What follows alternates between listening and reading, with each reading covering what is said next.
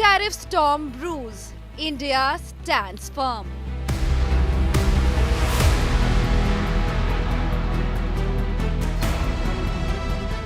India locked and loaded to counter tariff.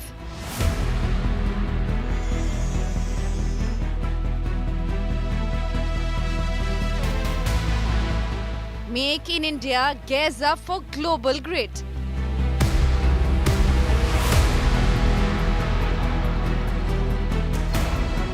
Amid tariff heat, back channels talks on.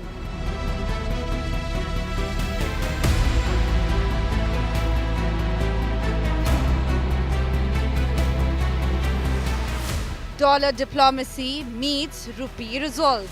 That is our top focus on NewsTrack. Good evening. You're watching the NewsTrack with me, Maria Shakil. The tariff D-Day has arrived and the United States has officially doubled duties on Indian goods. But top government sources insist that there is no cause for alarm. Channels of communication with Washington remain open. Sides have sent positive signals despite concerns. Officials in the establishment here in New Delhi stress that the impact of these tariffs is not as exaggerated as being projected, that India's exports are not US dependent alone. A multi-pronged strategy is already in motion, from export diversification and promotion missions to RBI teams engaging with affected sectors. Government sources say that industry players are resilient, having weathered global storms before, and special measures are being worked out to cushion the short-term blow. At the highest levels too, remember, the Prime Minister has underscored that India will continue to act in its national interest, even as New Delhi pushes back against what it calls economic selfishness, standing in the way of global fairness. Today on the show, we are being joined by top business experts from various sectors. But first, let's take a look at how this 50% tariff, which has been imposed by the United States, is impacting key Indian sectors.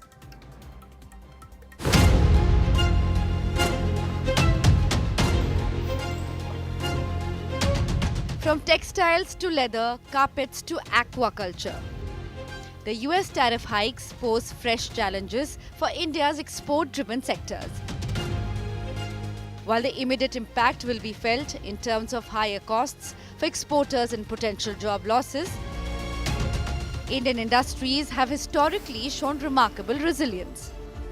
Each sector is now not only bracing for the short-term hurdles, but also looking at this as an opportunity to diversify markets, strengthen domestic capacities, and reduce overdependence on the US. In many ways, the tariff shock could become a catalyst for India's long-term export competitiveness. The shrimp industry, India's aqua export pride, is staring at choppy waters. With the US being one of the biggest buyers, the tariff hike has left farmers anxious. Chief Minister Chandrababu Naidu has vowed support. Emergency relief and export diversification are on the table. Already our material price already decreased 50 rupees by the exporters. It is not at all acceptable by the farmers. We are facing so many troubles. We are already decreasing our aquaculture because of so many problems. This is a huge hit for the state of Andhra Pradesh. We have exported almost 30,000 crores worth of shrimp only to the US market, and AP being the biggest player in the shrimp business in all India. Now, this tariff is going to affect almost approximately around 4 lakh families who are directly, indirectly involved in shrimp farming. For now, farmers have pinned their hopes on East Asia and Europe, which could net some of the losses. Cotton farmers are tensed. To offset tariffs, the government has scrapped duties on cotton trade. That is music for textile mills and exporters, but a bitter blow to farmers. Bharat सरकार ने अभी कपास पे जो 11% import duty थी उसको zero करने की घोषणा कर दी है। अब इसका सीधा असर जो होने वाला है वो इस साल किसानों को मिलने वाली एमएसपी जो मोदी सरकार ने ही 8,110 रुपये डिक्लेयर की है, वो एमएसपी उनको मिलने वाली नहीं है। अब मोदी जी ने व्यापारियों को, कपड़ा मिल वालों को खुश करने के लिए ये ड्यूटी हटाई कि ट्रम्प साहब को खुश करने के लिए ड्यूटी हटाई, इसका भी अध्ययन होना जरूरी है, ऐसा मुझे लगता है। The center insists cheaper cotton means a stronger textile chain, more exports and more jobs. Tariff hike, however, has put India's knitwear capital on tenterhooks. With 20,000 factories, 30 lakh jobs and nearly 70% of exports tied to overseas buyers. When you calculate about the current volume of business affected, it should be around 5 to 6,000 crores. And we never know like how long this will continue, and we cannot come to a precise estimate of the financial losses that the exporters are going to incur. Considering the US volumes, I am sure we cannot be able to match the same volume with the other countries. However, we have to run the business, and this disruption will take at least, if it continues for another 2 months, then it will put Tirupur backwards for next 1 year, I think. But amid the gloom, there's grit. Exporters are lobbying for a moratorium and looking to make inroads in new markets. From Jaipur to Jodhpur, Rajasthan's exporters too are reeling.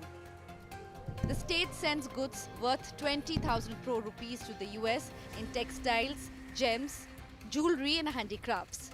Now 7 lakh jobs hang by a thread, but they believe global demand for block prints and silver jewellery will outlast any tariff ball. And finally, the leather sector. In Kanpur and Kolkata, factories are tense. Right now, I'm standing at one of the factory in Kanpur. You can see this is such a big place where the factory used to run full-fledged, but the situation is such that half of the employees have been let go. Half of the area is empty now. You can see just behind me in the visuals there are machines, but there are not enough people to actually work on it. Well, this has happened after the taxes have been imposed and major losses have been incurred by the owners of the factory. Imposition of additional tariff by US on Indian goods have already started showing its ripple effect in India. As far as Eastern India is concerned, which happens to be one of the largest exporter of leather goods to US, have acknowledged the problem. However, the industry is hopeful that the timely intervention by Indian government will help them to mitigate the problem in the roads ahead to come. India's largest exporters say clients have already put shipments on hold. The 50% levies are in execution, in effect. So it's going to have a big dent. Already this was in discussion over the last couple of weeks, how we are going to mitigate the losses, how we are going to get affected. Obviously the US buyers, they are going to shift the orders to these countries, Vietnam, Cambodia, all are very, they make good products. They supply to the US, they were supplying. Now they are becoming very competitive in comparison to India's 50%. So it's going to take away a lot of business from us. In the days to come, we hope there will be a lot of brainstorming. We expect the government to step in. The Council for Leather Exports is lobbying hard, as delegations to Russia and Africa are being planned. हम 145 करोड़ की आबादी वाले देश हैं और 34 करोड़ की आबादी वाला देश हमको थ्रेटनिंग कर रहा है. This is very childish. तो सबसे पहला ऑप्शन हमारे पास है कि हम अपने स्वदेशी प्रोडक्ट को अपने इंडियन मार्केट में एक्सप्लोर करेंगे. उसके लिए हम अपने ब्रांड्स क्रिएट करेंगे और अपने प्रोडक्ट्स को ब्रांड लेवल पे लाके हम अपने कंज्यूमर्स को फीड करेंगे. सेकेंडली वी आर ट्राइंग, हम लोग रशिया डेलीगेशन लेके जा रहे हैं, उसमें honourable minister of commerce mister Piyush Goyal जो है वो बराबर इंडस्ट्री के टच में हैं, और हम लोग रशिया को एक्सप्लोर करेंगे, वहाँ पे एक्सपोर्ट करेंगे। अफ्रीकन कंट्रीज़ जो बिल्कुल अभी वैकेंट पड़ा हुआ है इंडिया से, उसको हम लोग एक्सप्लोर कर रहे हैं। उसके लिए हम लोग यूएई को हब बना के वहाँ से हम लोग अफ्रीकन कंट्रीज़ को फीड करेंगे। इस पर हम लोग पूरा प्रयास कर रहे हैं। Despite cancelled consignments, industry voices are positive. They say this could be the push needed for Indian industries to expand their reach beyond the US markets. Bureau Report, India Today. And joining me on the show tonight, R.S. Sodhi, President of Indian Dairy Association. We have Mr. Mahavir Sharma, who is a carpet exporter, joining us from Jaipur. Also on the show is Colin Shah, founder and director of Kama Jewellers. He's joining us from Mumbai. I'm going to begin with you, Mr. Sodhi. How big a blow would this be for farmers and cooperatives? Well, Maria Shakil ji, as far as this 50% additional tariff, I don't think as for the dairy industry or the farmers it is going to impact much. Definitely, we have got around $8 billion export of agriculture produce. As far as dairy is concerned, nothing, just around 500 crore rupees export is there to USA. So that is not going to impact it much. And I know whatever dairy products are being imported to USA, this additional 50% tariff, the consumer will bear, because they are going to get the Indian product like ghee or the vegetarian cheese or Amul butter, etc., and they'll pay extra.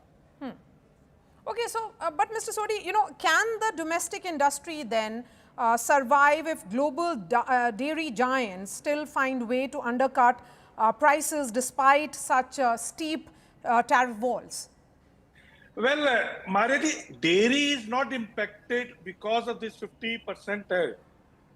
But what has happened is, why USA has impacted this 50%? Because government of India has very clearly mentioned that they will not give any tariff cuts or zero duties on dairy imports in India. So question was other way around. They were insisting that India should allow under FTA or zero duty imports of dairy, which government of India has not agreed. They have not, they have kept their stand very unaltered, stable, which we have been doing last for 30, 40 years. So major demand of government of USA has been that India should allow free import of dairy in agriculture, which very wisely our Prime Minister, Commerce Ministry and the negotiator has said no. Because in India, dairy is not a business, it's a livelihood for 80 million families all over India. And in USA, it is an industry. So, and there are other many reasons. So Sodhi Saab, when you say that 80 million families are involved in this dairy sector, when the tariffs kick in, that is from today onwards, what is the immediate impact that you are sensing? Well, as far as the Indian dairy industry is concerned, we don't foresee any impact. Indian production is going to grow. India is world largest producer of dairy and also world largest market of dairy and also the fastest growing market in the world, around $150 billion. USA is around $100 billion. So Indian dairy market has been safe even in spite of this 50% tariff on export of dairy to USA, because India is not a major exporter. Whatever we produce, we consume. Our export of dairy is all over world is around 4,000 crore. Okay. And out of that, USA is just small 500 crore. Okay. I'm going to come back to you. Colin Shah, in terms of the gem sector, India is the world's polishing hub. But if a 50% tariff is slapped on finished jewellery, won't it cripple both exports and employment in Surat and beyond? Yes, it will. So, even after the imposition, so-called Liberation Day and what happened, with the 25% tariff, 10 and then 25, exports are at 50%, April to July. So while July we saw little growth, April to June we were significantly down compared to say a 3-year average We were less than half actually. So it has already had a huge impact on exports of natural diamonds, lab grown, gemstones, plain gold, studded jewelry, everything. Going forward, the 50% will only damage it more. And we guesstimate that, it will continue at this trend for the next 6, 7 months, unless what we have appealed to the government, a lot of steps are taken to ease the pain of all our exporters. Okay, but Colin, in terms of the preparations, because many would say that the industry was prepared, that you were prepared with this kind of tariff kicking in, which has started from today. Then did you start looking at newer markets, as government is suggesting, perhaps European Union, even the Middle East? Yeah, we are looking at new markets, but the challenge that we face is that after the US, the second largest market for us for exports is China. And then if you take, it's most of the BRICS nations. And then, of course, there is EU, somewhere in between. Now, with all these countries, we actually need a quick BTA or bilateral trade agreement of some sort so that we have better access to these markets in terms of duties. Otherwise, the duties are too high for us to export to these markets. So while, of course, it's a whole big world compared to, say, the loss in US, we can make up in other markets if we have better access. So we would appeal to the government that, if bilateral trade agreements could be quickly done, especially with the top 10 GDP nations, Okay. besides the US. Okay, Mahavir Sharma, a 50% tariff could make India's handmade carpets perhaps unaffordable abroad. How severe will the hit be on exporters like you, in the various parts of India, like Uttar Pradesh, Rajasthan, where you are coming from, and Jammu and Kashmir? So there will be impact. There is impact. I mean, we've been seeing the impact, as Colin was saying, over the last few months, because US is a 50% importer of all handmade carpets. But we were ready, we were prepared, we've slowed down production. Buyers who need orders or who have sold goods are still taking goods at increased tariffs also. There were air shipments that happened in the last month in 45 days because everyone was scared of this going up. So I think it's a mixed situation. Exports have come down. We were ready. We are ready to fight it out and hold back goods. India is also, by the way, the largest producer of handmade rugs. We have a 65–70% market share. So if US needs handmade products, they can survive on stocks that they have right now. But come Christmas, they will need merchandise and they will eventually be paying the duty that their government is asking them to be paid. So I think we're optimistic on the government and bilateral agreements happening sooner than later.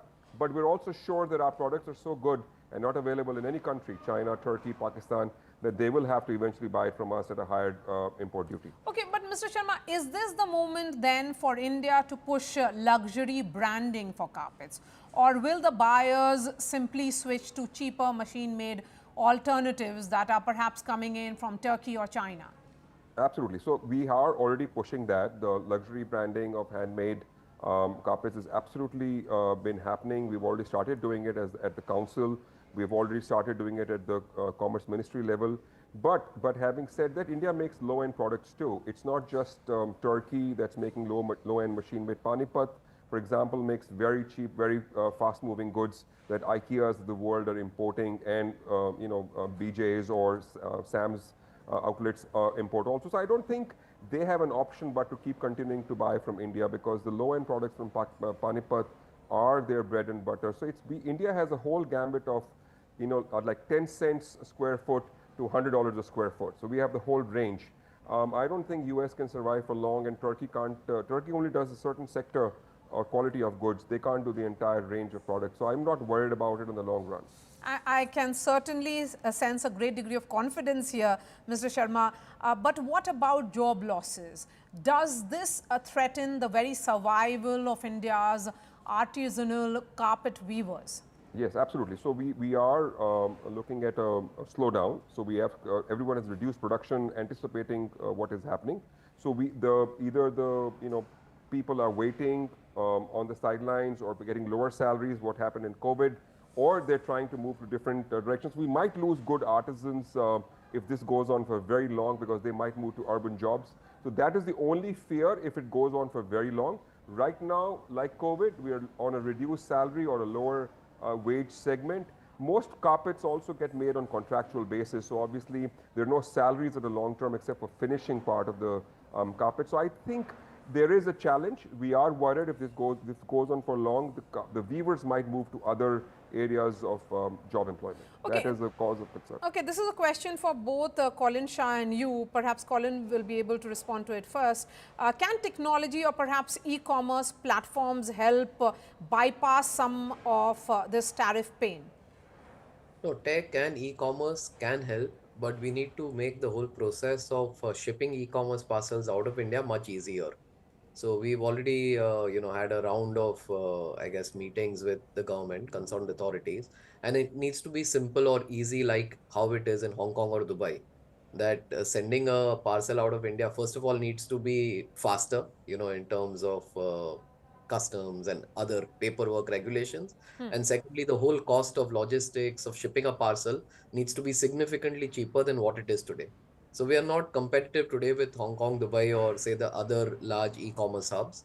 So yes, in answer to your question, e-commerce can replace a big chunk. Just like, I think a lot of ease of doing business measures, which we really sincerely hope the government can take up now, especially the SEZ Act, which has been languishing since many, many years, GST reforms, which even the Prime Minister has spoken about, custom duties, income That's tax, on the transfer way. pricing. The indication right? from the government is, Colin, that the new regime of GST could kick in very soon. There is a GST Council meeting on 3rd and 4th, and there is some good news, perhaps a festive bonanza waiting from the government. Yeah, so we are really hoping that it happens in letter and spirit, and if it's done quickly enough, like you're saying, in the first week of September. But not only GST, what our industry on exports needs is SEZ Act, custom duty rationalization, ease of doing business. We've also asked for interest subvention, which was there but then taken away. So if all these measures are taken, then the job losses can be stemmed to a large extent. But they need to be taken on a war footing. They need to be taken, I would say, in the next 2 to 4 weeks for us to have an impact before Diwali. Because Diwali, is earlier this year. It's in October. So, Yes. we need all this done in the next 2 to 4 weeks. Okay, Mr. Sharma, a comment on e-commerce platforms, and then I'll give the last word to RS Sodhi. So I totally agree with what Colin said. Just to add to what he said, other than ease of doing business and technology helping, two things. We need to quickly do the bilateral trade agreements, because when we're doing e-commerce, goods come back. So if there's no way for the goods to come back, because then there's an issue with that country on a return basis, that becomes a challenge. So I think we need to have quick, easy return policies so that we're not charged GST when it comes in, or reverse duty if it's required, because machine-made carpets coming into India have a duty, so they should not be considered that we are re-importing handmade. Coming back should not be considered as a machine made. Also, in the textile sector, we have something called ROTEP, which is a very minimal, which is actually refund of duties that we are paying on import of wool, dyes, etc. I think that percentage can go up, because textiles is a labor-intensive work, and in addition to whatever rebates that Colin spoke about, a ROTEP on the textile sector is absolutely needed, in my opinion. Okay, RS Sodhi. The Indian industry is very, very resilient. The sense certainly is that you have seen several highs and lows, and this is some kind of a blip. How much of a setback this 50% is? Well, I think it is also giving opportunity to Indian industry to look for new, equally good markets around India, whether in Asia or Africa. I'll give you a dairy example. World trade in dairy is around $110 billion. 80% is in Asia and Africa. So now, and fortunately, like for India, where we are growing our production, and when we look for the markets are around us. So what is required is Indian dairy industry first is to see the cost of production is competitive as per the global markets. Then quality we meet. And third, very important, is we have to request Government of India that certain Asian countries or sector, we don't have export protocol for dairy. They don't allow dairy products to be imported like Russia, China, etc. So we have to set in that. And lastly, let me tell you, Mayra ji, we should not change our stance of allowing imports of dairy and agriculture in India, because dairy is, besides livelihood, is also biggest food security for 1.45 billion people. And India is the biggest market. Imagine if 10% of our imports are of dairy in India in future happens, like in edible oil where 65% is import dependent. I tell you, all Asia and Africa, which has got 82% of population and dependent on dairy imports, prices will double. So India is not protecting the food security of India, but around 6 billion people of Asia and Africa. That's actually very well put there, R.S. Sodhi. Pleasure having you on my show. Thank you for your time, Mahavir Sharma and Colin Shah. Of course, the impact on the Indian market is yet to be seen. There are reports coming in from multiple sectors.